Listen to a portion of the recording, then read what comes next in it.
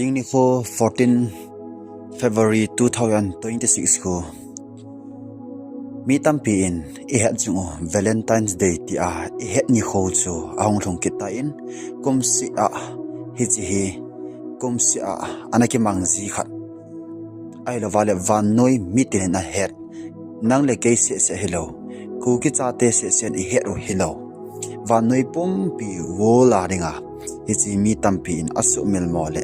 ni khwa aman ni kho Valentine's Day ahi hi ni kho hi mi tampi in nunga gol hangin chonset bolna ni kho gamla agam thim gam mang noya in thip in noya mi hello ka nulapa hello ka hobung mi hello ka oile gol hello ka o pathinin agu in eveli e ti jong gel do lo khoma nom ta mi tampi in hi ni kho hi anamang gam ta ni imang hil he ovin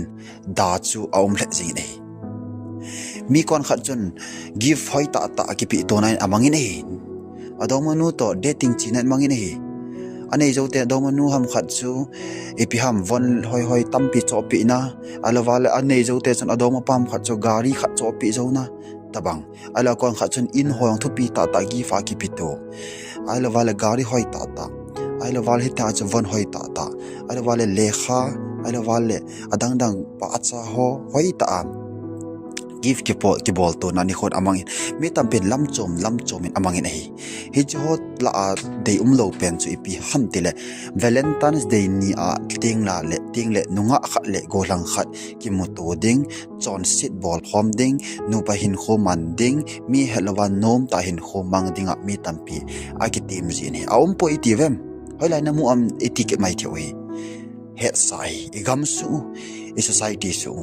ting tale van noya mi tampin hiti ai alam lawa amanita hi chu hola achun India gamsung anasadi isani nei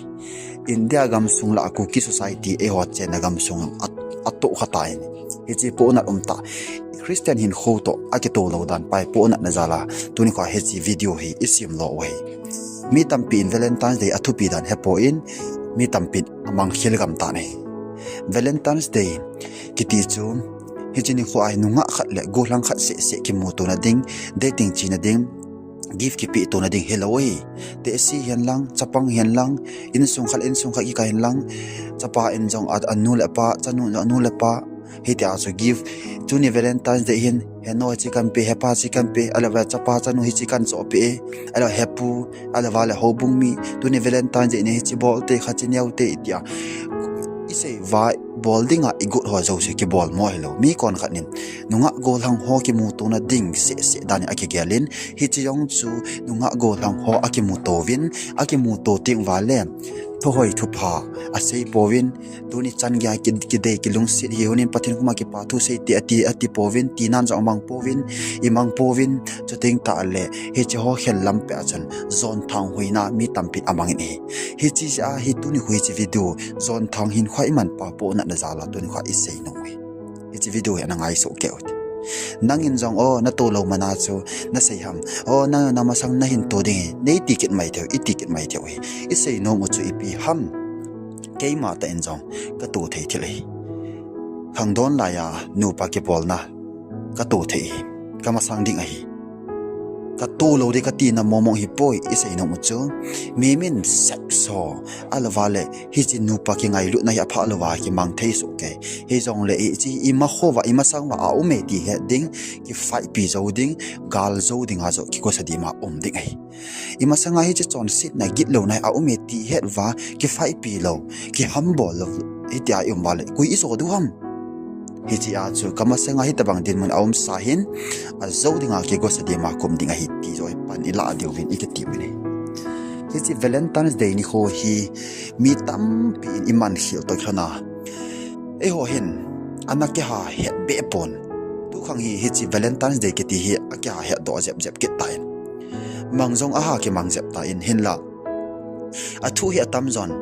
aman jing wanga hin alawal isa ajing wang wa hin he chin lo akyomin hi ja tu ni kho hi chi tham khat mi ching mi thim ho le kha ji ho alawa thu ho adang ho min anasi anamu do ha ko na ekholim di oi he chi thu hil leng lin khat le pathin thim pulin khat te ni ki ka thugil fada ko la hi chi hung do a hi ti hema saw te na he chi 14 February Valentine's Day kiti hi nikho lo pi in gam tampi a lo pi ta na mang jingwan tu khang hin nunga golhang kilung si ta hole nu pa kilung si ta ho ki ka ahin hi ta bang hin kilung si le ki ngai lu na zala thu ki thot ki pa na thei thil ki thot ki pa na dinga thu ki thot ne thei le don thei ki thot na in van noin amang gam tan lam chom choma ki mang hi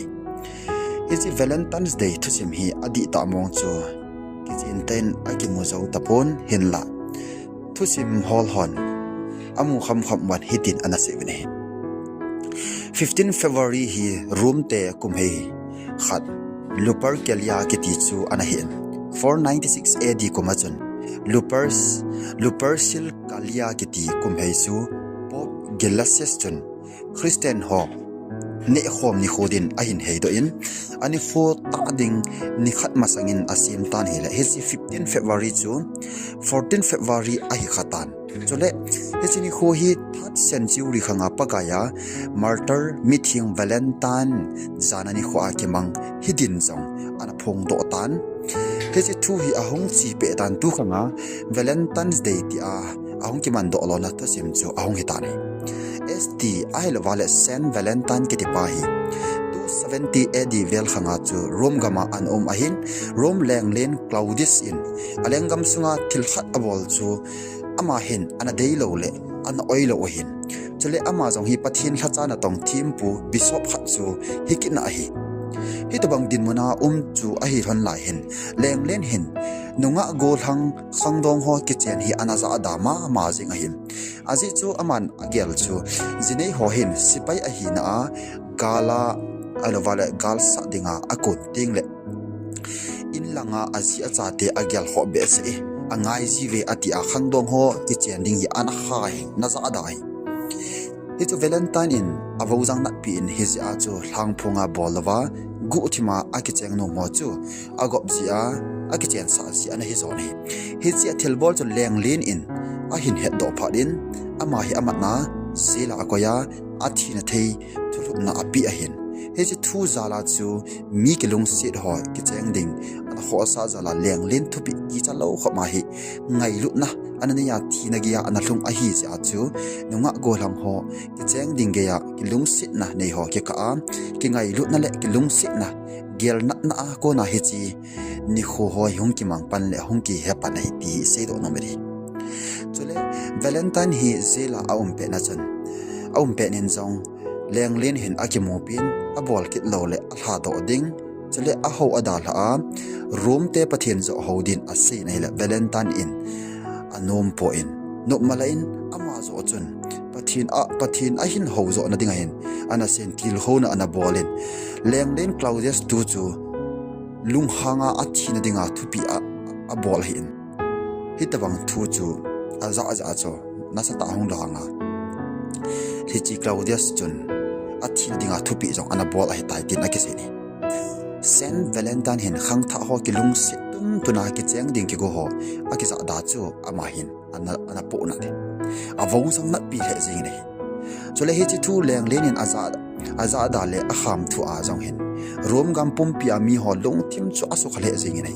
chole Valentine jong hi pathin lhagau pan pi na chan pat chang ta khat jong a hi ja hin adam lo ho jong na man pi ji ting le adam jiwin he ji chun jailer astaris in jong athi na ding muna a pe nin jong a chanu mi chu tauna man pi man sa ding a hin he ji Valentine ko ma hin a hin pui nei hi chan gya chu bishop he ji Valentine ki de pa hi Christian khang tha te ngai lu na jala pan hoi ta na la a he ji ama jala Valentine Day hom doi a hi le e ho ngai lu na zal khang tha te ngai lu na zal ki he chi hi a hong do na a hin ama en ken thei tin chang tampi zela yong o hin kho ana phalin a in kho thin chan ge na hlongin aji chu pathin thu to ke sam kai a hi ja achon ama en he chi pathin thu ta ana din pi a thu di thu ta chu leng len ho ma sanga jong ki chalo wa thu di thu ta ana chi pi a hi dan akimoi ni hi chi khang tha te ki chen ding chung chang hi leng te khang lai chon ana mawin room khang lai chon nakima in a hin la ama hin ana hei to a bible in ki chen ding aza ada lo a hi dan chu a het ji a chu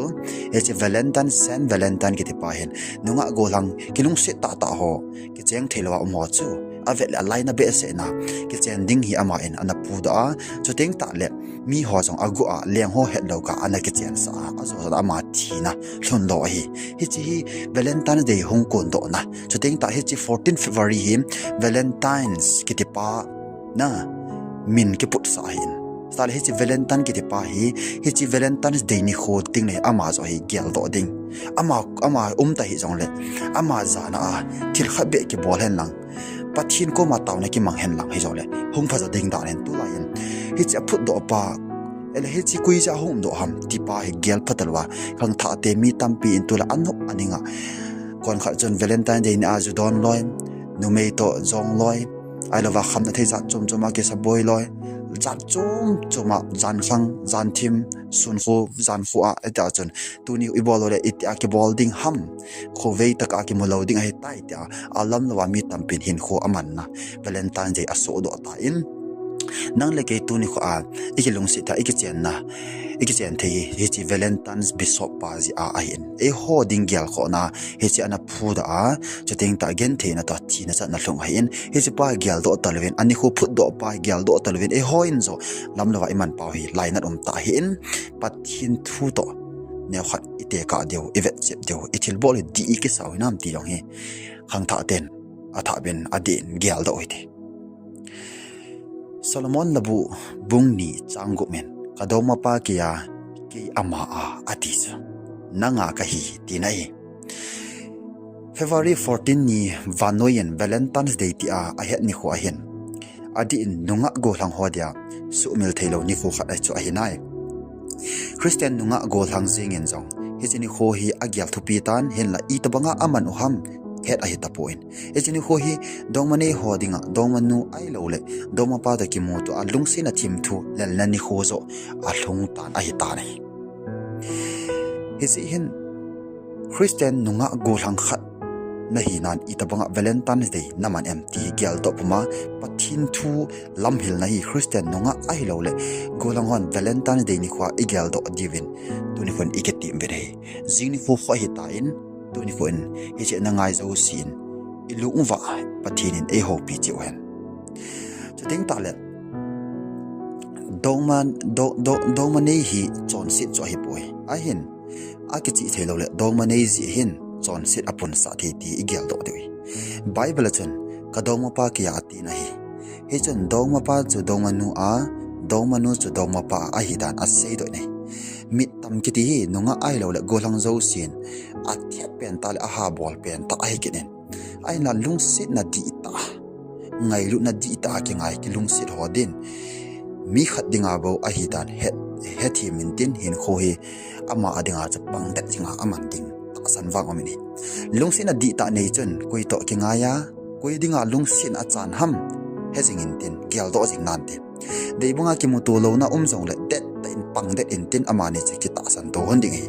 aje cha lung sit na chu angai pa ai lo wale angai nu dinga bo cha pi si hi na dong ma khat dinga ki gyal ha na hi le koi ma ding in na lung sit na hom do ta pon tin hong phal kiti jong hi ai lo wale phat wal kiti jong hi hong phal kiti hi aphat ba nga hin lung sit na lama hong phal lo ding angai ti khang tha ten he di wi nami lung sit na chu na dong ma na pi a hi ta le hom jal ta hin inzo khale min ei ama nu kho lung sit hom thim nu lung sit hom thim pa ta na hin ko kha ding ki jarong ta hi dong ma ka ki ta na jong hi angai cha ne ka dong ma pa ki ya ke ama ati hin dong ma ki ka ki ta na angai cha da ne e hil no mai pasalin jong adong ma nu chu ama asim thaya hi le ama nu dinga chu ki ta pang de na hin khu amanding chutabanga chu numei jong adoma pa dinga det ta pang de ding angai ne nunga ai lovla golang khat chu ke hi ka doma pa ke hi ka doma nu aka hi ta ati thele ki ta pan ala angai ti ai doma ka ki ta lo na hin khu tampi asu si de ti na chan nge ke jong the dong maka kita na angai chan kidei la ya kita na chun jinei nu nga jong kita na asu do jing thei a hi ti isu ma lo do e ki ngai ho alwa ki lung se do ma ka kita lo na ji in ki khen na su in ki khen na jin hin khu si na su do ki ne hin khu si na chun hin khu ki chai na jong a hin su do ki jine idong ma sanga hauzo jingzo timzo na mu do te na kita na patep na akipan a hi tai ti zo i gyal di wai tu la yin dong ma khat ni ya achom khat nei loi ki flat ta hin ko mang ho hi pa chat be se lo heading da nei lung se di ta chun anga ha ding ai dong ma ki ngai ta khat chun adong manu adong ma pa cha ama a agela ki ta ta dong ma ka hin khu a hin man theile hi chun ki chen ka anu mei pasal ka a ti na a hin koi ron te ding yong het sai pasal tampi hin dong ma nei ting lung se na he bolovin sit beating avelel jivin ni mei tam pin jong adong ma pa chanding gial monan athin na ho anapido jivin hi chi hi til di lo ta khatai lungsi di ta chun pathin mai aven anga ha te ni sit na hi apung tan dongma ki ngai ki de ki ka injong akito kha thon to ka hi kita san lo na aum do tan tu khang hi aboi he jeng ni hin la ki chen ma sanga ki tong kha ho jong hin kho ki panan alo di ji povin lungsi na di ta ki chan to dongma chun jinei kain ta sangai chap cheng azam senin anga hanin akichen hon ten no ma sa tho tho ji ne hi chi na tu ni khang tha te ni he diu chom Valentines Day itolan na ikidei now ikilungsi na wai itilam dola pati ahin ho iman diw ham ti pa yo hi isi do no Valentines Day ni ho sikhel khel hi jong le na do manu to na ki kai na ki dei thasungun alo na ki ngai kum sungna iti hin ko na man hunna dating ana chi chi jing nam si na bol jing honem alo vale taw khom na chi honem bible sim khom honem pathin tho na ki man cha khom honem na piling tan ki ngai honem piling mo tan ngai honem pathin so man ki ngai honem ti he to ni kha egal do dewi khang tha ten to ni kha egal do dew sa dong mane ho ding hin Valentines Day hi ngai ru lung sit khat ya ingai na ilung sit na thu sei na ni kho hi sa the hi nai hin la chon sit bol na ni kho wang hi ihisah lo dewi Valentine Day chu asi poi e kan ngai lung sit thim thu lal ding ti ho cha si ti naw hello gift pi ti ong si naw asi ti naw hello Valentine Day iman asi ti naw hello ama wang lam lowa chon sit bol na iman diu chu apapon asi ti naw hi alam lowa iman lo diu ti na hi mangui tin aphalami mangui ti na hi dongma ko ma nanga kahin nanga da pangdet jing de ka hi ti alung thing sela iseina ni kho hi sa ding hi he che Valentine Day ni kho hi ama wang ki so lep na ni kho man lo ding angai ni gol hangi no hi chini kho hi na de na ngai na lung sit na dongma nu anga na kita na thi na thu na seina ni kho hi sa in lang hila chon sit bol na ding na dongma na zol lo hel ding angai ni Valentine's Day ni kho hi akingai hon din mu to akhonunga ding lung to mul su dia pathin ko mana taw hlon na ni kho na hi sa thei hloni e chu khonunga ham phat na jong heding hi china tu ni kho achai ni ai se do no chu Christian nunga ai lo le Christian go lang zo si pathin ging pumin Valentine Day mang chi dingin vis ka hin bol chi ven khang tha te ho zo si pathin lung dei mang chi dingin ki ko jing taw hi te